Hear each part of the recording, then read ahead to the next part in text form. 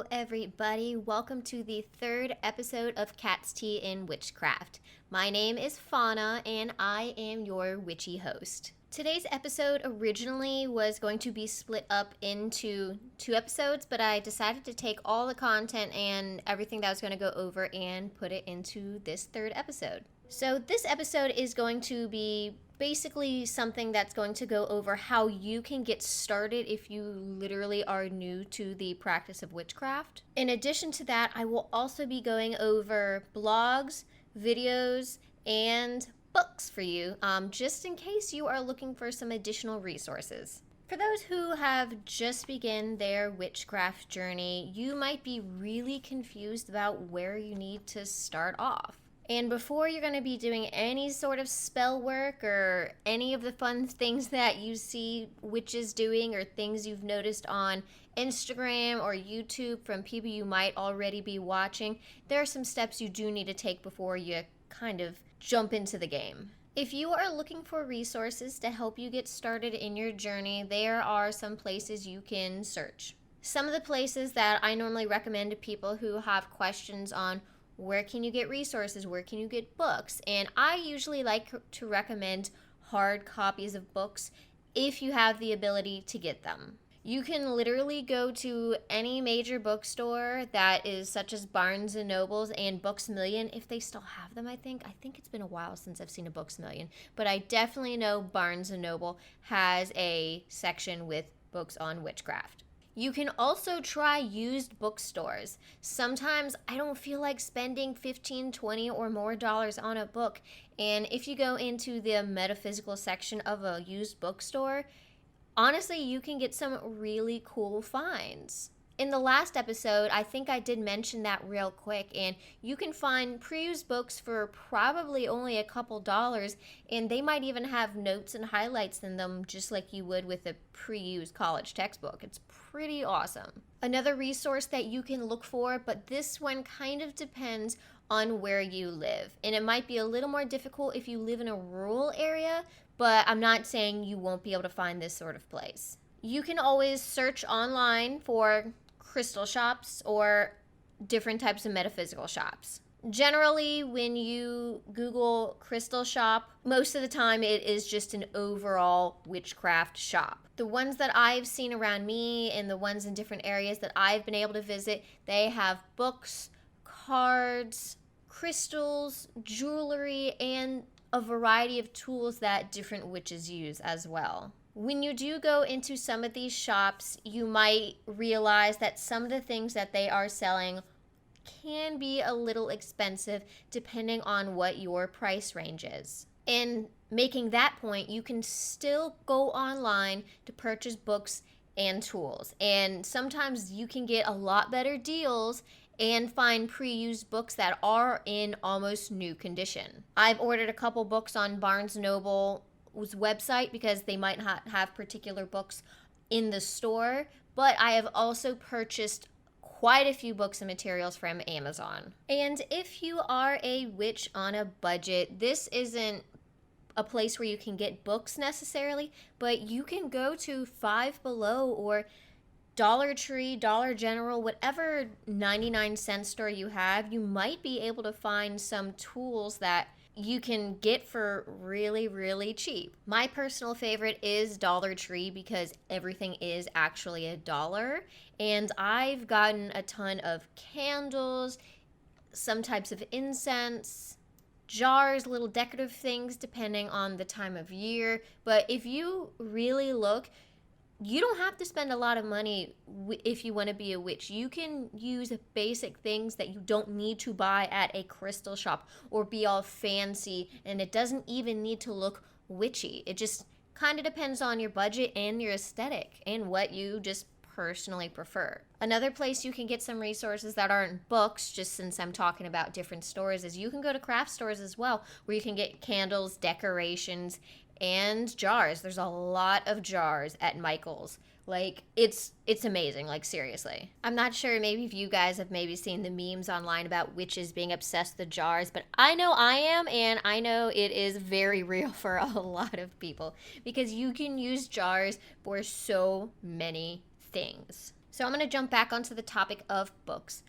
In a little bit in this episode, I will go over a list of books that I read when I was first getting started that I do recommend, and then I will go over some other online resources as well.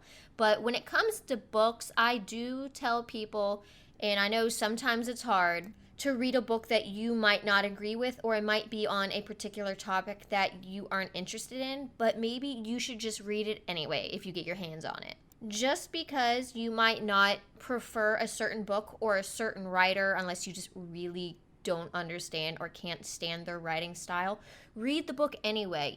Even if the book is a really good book or a really bad book that you just cannot stand, try to push through, because maybe there are points that you read that you just do not agree with, but the fact that you read it, it helped you solidify your opinion on that topic. Or maybe you read something later that you might not have originally thought of or agreed with, and it could have possibly changed your mind. So read all the resources that you can get your hands on, good or bad. There are a couple books that I have read that I might not keep or I won't recommend, because sometimes they, of course, don't support my beliefs, but at the same time, not all witches and Wiccans and anyone associated in this community believe the same thing. And reading through it kind of helps you remember that nobody is going to have the exact same opinion as you or think of it in the same way. Okay, so say you've been spending a lot of time reading physical books or watching videos and reading things online, and you're like, what's now? What's the next step? So sometimes people prefer not to work solitary, which means they're working alone and they're not working with a coven. If you are interested in working with a coven, there are ways that you can find places that are local to you. There are some websites online. I think Witchvox no longer is operational or it is soon to be closing, but that is how I found my coven that I am currently working with. And as I've mentioned before, I am currently a seeker, which means I am going through the class process with them to make sure that I get my full dose of what their traditions are and that I and they work well together. But there are probably other websites online that you can find these local communities. What I would probably recommend now is to join some, if you're on Facebook, join some Facebook witchcraft groups. There are plenty of them out there. I don't prefer using them, but I know others do, because if they have questions or if they're just asking for reviews and opinions on local things around them when it comes to the craft, you could get some pretty good advice probably. I would say that because very many people have different opinions on things, take anything that you are told with a grain of salt and continue to do your own research to confirm if you believe what they say. Just like any topic or any religion out there, you do not want to blindly follow just whatever anyone says about the topic that says they know about a particular topic. Make your own educational decision on what you believe and if you believe them or not. Because not everyone in this community might be offering the best advice or actually being willing to want to help you. Stranger danger is a thing still in any community. So say you do find some covens that you are interested in joining or at least getting to know them, because they, at least the ones that I have heard, do not just let you join and you're automatically part of the coven. Many of them have an interview process and even a year or more of classes that you have to go through before you might become an official member, or if you become a member at all. Say you find a couple groups, going back to that, and you want to meet them. I would recommend, and hopefully they recommend this as well, is to meet in a public place or maybe do a video chat at least for the first meeting to see how you guys get along, get the feel of each other. Because you might not like them or they might not like you, or maybe you just don't vibe well. So you want to maybe meet a couple people in a public place just for safety, just like you would on a blind or a brand new date. Say you find a couple groups that you do like, or you find the one that you would prefer to work with, and the next step is to maybe meet a few more people in their community. They could possibly invite you to their meeting place or another public meeting place and to meet a couple people. They might ask you some questions, but keep an ear open for things that might sound kind of awkward. If they ask questions that seem a little bit uncomfortable, maybe it might not be the right group for you. But say everything goes well and the next step is to maybe start the class process, or maybe they even invite you to an event to really see if this is something or a group you want to continue to get to know. That's what happened to me. I met the high priestess of the coven that I am working with, and I think it was one or two other members, and we just went to get coffee. We went to Barnes & Noble and we got coffee, and they told me what the expectations were and what my possible expectations were, and from there they made a decision. We seemed to get along and things worked out pretty well.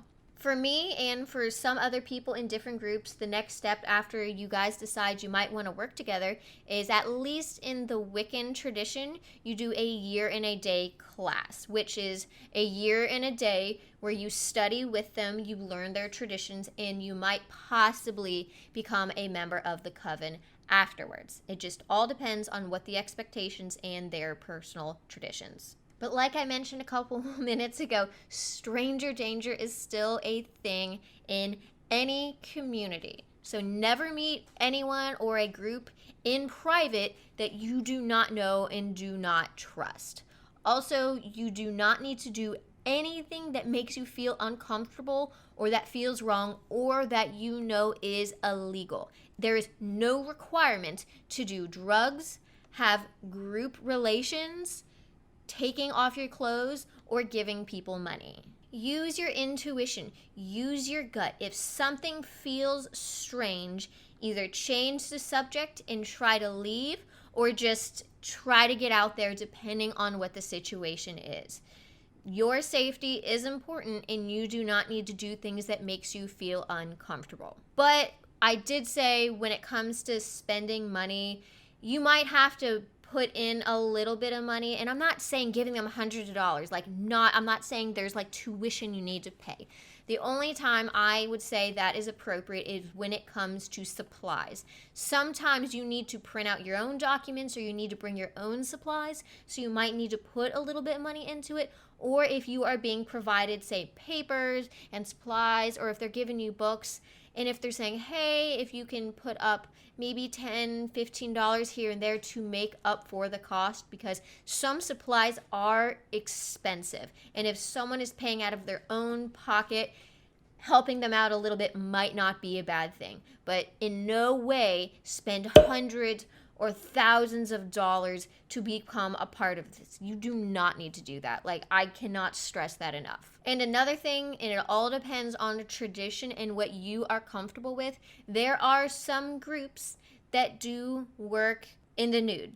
I think they call it skyclad. I don't really hear people use that word a lot, but there are some traditions that work with minimal clothing or no clothing. So if that makes you uncomfortable, that might not be the tradition for you, just because you don't want to do something that you don't want to do. And with some of this information, there are covens that will not allow people under the age of 18 or even under the age of 21 to begin studying with them or to join them. And some of that reason is because of a maturity level, but as well, you don't want to have a large group of adults teaching children that are not their own these strange traditions that other people do not understand. And because some of the traditions in certain groups does involve drinking alcohol during some of the rituals. And you cannot involve, at least in the United States, or depending on what the legal age of drinking is in your country, because I know Europe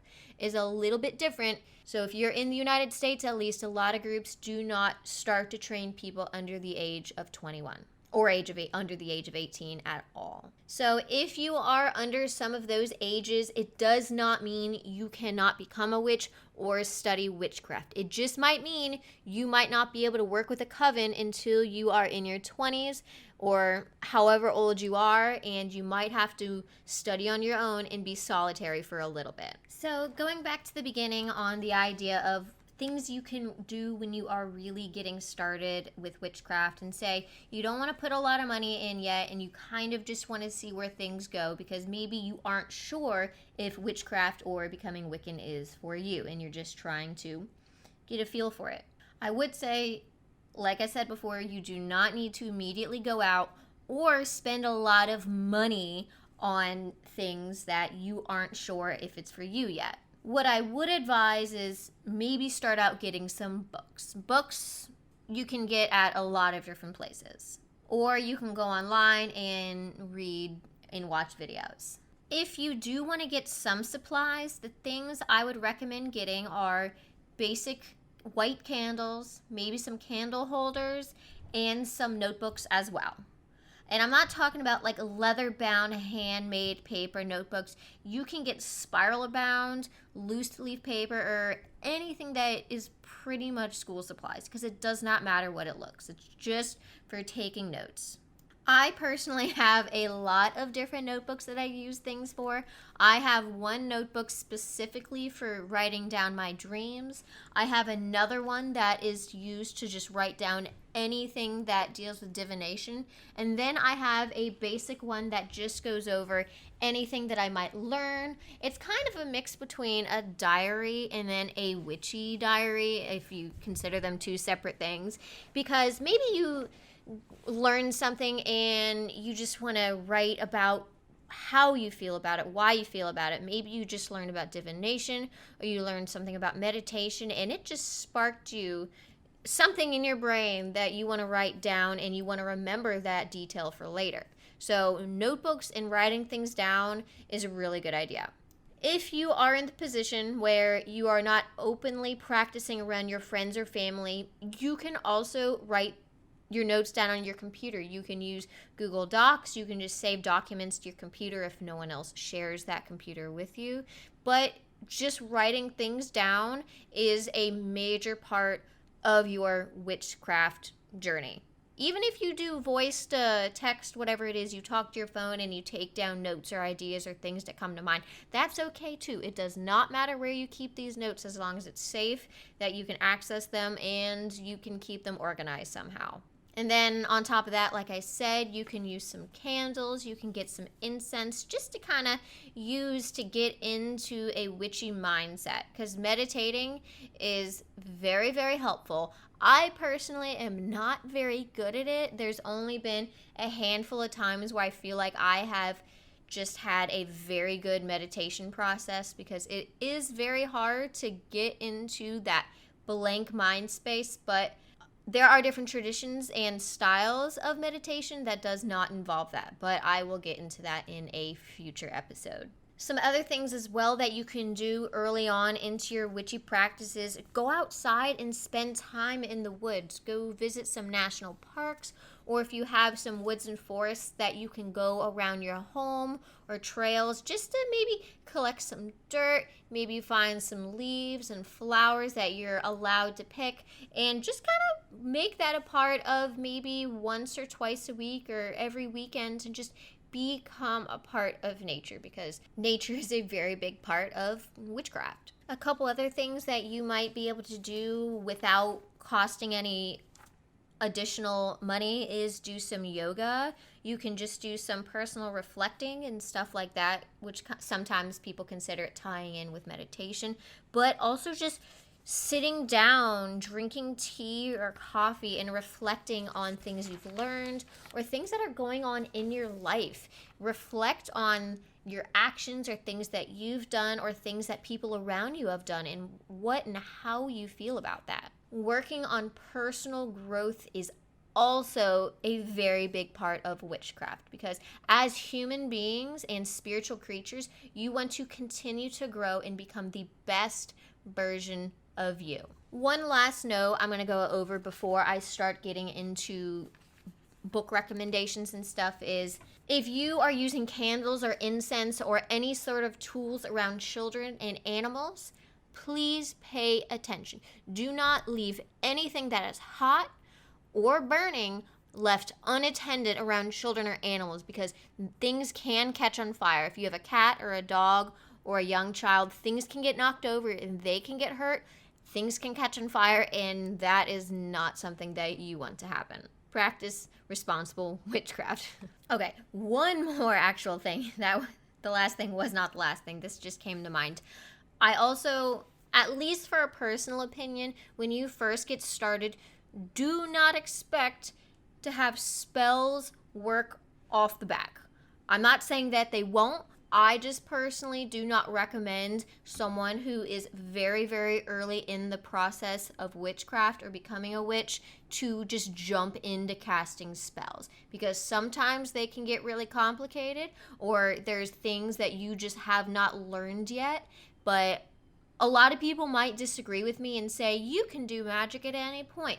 I do not recommend that. Just do enough research. You might maybe find some simple ones that you might not have any problem with, but do not expect to have a large, complicated ritual to work off the bat when you have maybe only been studying for a couple days, weeks, or even a couple months. Witchcraft and learning things is a long-term process. But if you disagree with that, you do you, boo. It's all up to you. Props to you if you want to take that step early on, and maybe you might even be better than me. And there are a lot of witches that are a lot better than me. And I have no problem saying that. Okay, on to some of the more fun stuff. I'm going to get into actual resources such as books, YouTubers, and bloggers that I or some other of my friends recommend as well, because I did ask, because I personally don't actually read a lot of witch blogs, but I do watch a little bit more YouTube when it comes to videos. But in my personal opinion, I prefer reading books. In the last episode, I did recommend 2 books. The first book that I recommended was Raymond Buckland's Complete Book of Witchcraft. It is a giant blue book that has a lot of information. So I would recommend that being one of the first ones that you pick up. And then an additional one that I went over was The Inner Temple of Witchcraft, and that was by Christopher Penczak. Christopher Penczak is, at least in my community, is one that people do prefer, but if he's not for you, that's okay. I would also, like I said, recommend Raymond Buckland is one that I have read quite a few times. And I'm kind of just going through books, if you hear them in the background, that I've taken them off my shelf and the ones that I'm recommending. If you are into crystals, this is a pretty hefty little book I have here. It looks like it was styled in the 80s or earlier based off the cover, but it's adorable. It's called Love is in the Earth, a kaleidoscope of crystals, and this one I guess is the updated one. And who's the author? I think it says the last name of the author is called Melody, and it goes over different crystals. It's practically a textbook, and there are no pictures. So you're going to have to know the name of the crystal that you're using, or at least know a description of the crystals you're using. But this thing has how many pages? It even has index, and yeah, the index is massive. Okay, so this is over a 700-page book of different crystals. So if you're looking for crystals, maybe you might want to pick up this book. And if you are into or wanting to learn about essential oils, the book that I have is called The Complete Book of Essential Oils and Aromatherapy. It is by Valerie Ann Warwood. This one has been a pretty handy one. I haven't used it too much, but when I have, it's pretty good. It has different oils in it that you can learn about and what they're for, different things that they're associated with, but it also has different little recipes, and it might be little spells, I think, that you can do with this. One of them, I just flipped you a page. It says making your own formulas to treat stress. Some other things are for allergies, migraines, nausea. But if you're interested in oils, I would recommend not internally ingesting them, just because I am afraid of maybe taking something that I am allergic to. But there are oils that you can use externally or in aromatherapy that are toxic to either you or your pets. So be careful when you use essential oils unless you know how to use them. Another book that I would recommend is Scott Cunningham. It is called Earth, Air, Fire, and Water. As well as, here's a really nice looking one. This is also a Raymond Buckland one. It's called Wicca for Life, The Way of the Craft from Birth to Summerlands. This one's a nice one. It wasn't too hard of a read. A lot of his books, I feel like, are pretty easy breezy. I at least I think so. I think they're good. And then he also wrote Wicca for One. Raymond Buckland wrote Wicca for One. The Path of Solitary Witchcraft. And then the last one I have that I would also recommend is by Scott Cunningham, and it is called Wicca, A Guide for the Solitary Practitioner. So if you want some easy books to read that you might be able to find in some big bookstores or online, those are ones that I feel like might work out pretty well, if you are interested in Wicca in particular, because those are all Wicca-based books. But even if you're not interested in Wicca, there are different traditions and practices and just some advice that any witch can use. Okay, so there aren't just books that you can use as resources, like I've said before. Some websites that I can recommend is Patheos or Patheos, depending on how you pronounce it. That is a really good website that I actually use more than others, and there's a bunch of articles and kind of blog sort of things, and also just various topics that you can research on, not just witchcraft. I think the overall website goes over many religions, so you can get different opinions and different informations as well from that, and that is pretty awesome. There's a Bad Witches blog, Hood Witch, Keeping Her Keys, and Wee Moon. That was recommended by a friend. For some other podcasts, if you don't already listen to them, you can listen to Seeking Witchcraft, Witch Wednesdays, The Witch Wave, and The Fat Feminist Witch, which I also listen to as well as Seeking Witchcraft. Actually, by this point, I actually listen to all of these podcasts because I go through phases where I listen to all of their stuff and like binge it, and then I try to keep up with the different podcasts, but there's so many different podcasts. Sometimes it's a little hard to keep up. And then for YouTubers, these are ones that a lot of people like to go to. I won't necessarily say that they're all my favorite, but other people have recommended these. There's The Green Witch. There's Harmony Nice. She has also written a book. There's Mint Fairy and The Witch of Wonderlust. When it comes to YouTubers, like podcasts, a lot of people give you their opinion, and a lot of people have also written books or write articles, but just any books, any podcasts, and any YouTubers, just take what they say with a grain of salt and try to experience things on your own and do your research, as well as you can listen to them. When I say do your research, listen to them, take note, and then if they have said some information that you have been able to find on other resources, you can probably bet that that is a common thing that either in a particular tradition or witches like to follow. Or, like I said, I will let you know when something is my own personal opinion, and they most likely do as well. So just go from there and make your own opinion. Another source that what people call baby witches now, I don't completely like that term for different reasons, and there are other podcasts that have talked about the use of the word baby witch. I don't prefer it, but I know a lot of people just think it's easier to be called a baby witch, but that term and this particular resource I do not recommend.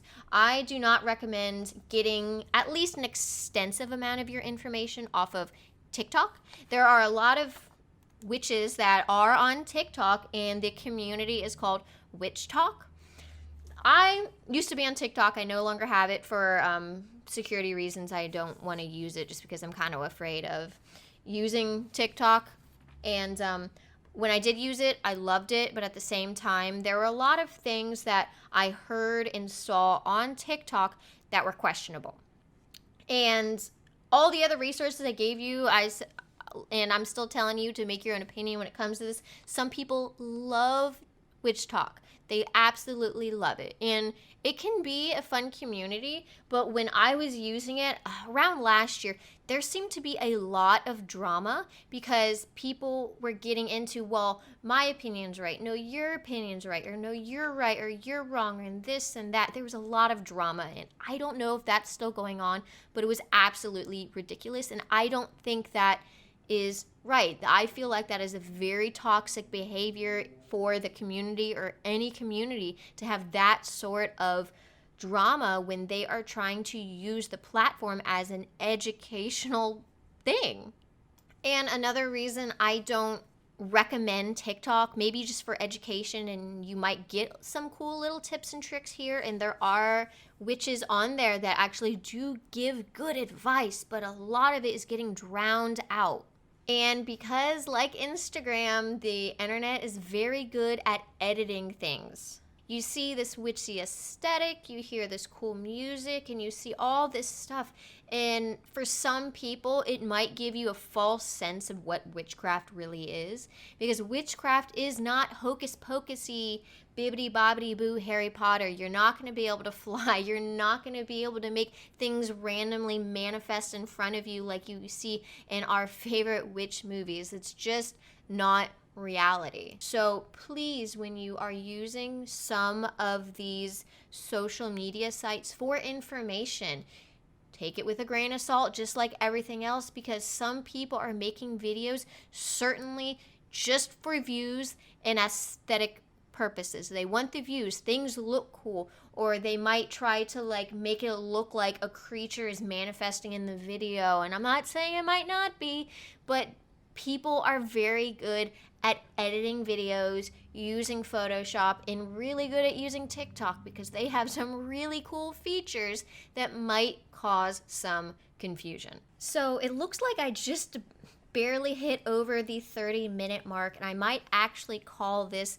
as the end of the podcast because I want to keep these podcasts, at least without talking with other witches, and maybe in the future having episodes that have interviews, those might run a little longer. But when it comes to these more educational short-term ones, I want to keep them between 30 minutes and 45 minutes. So thank you for listening to this podcast and dealing with my rambling. I'm sorry if I tripped over my tongue a little bit because there was quite a bit of information to go through between two different episodes I was originally planning this for. If you would like and you haven't already followed the podcast social media pages, I would appreciate it. On Instagram, you can find it at Cats Tea and Witchcraft. On Twitter, it is Cats Tea and Witch. And also, there's YouTube, so you can find it at Cats Tea and Witchcraft Podcast. And in the podcast description, you can also find the website, as well as if you would like to send an email at catsteaandwitchcraftpodcast@gmail.com. Thank you for stopping by, and I will talk to you in the next episode. Blessed be.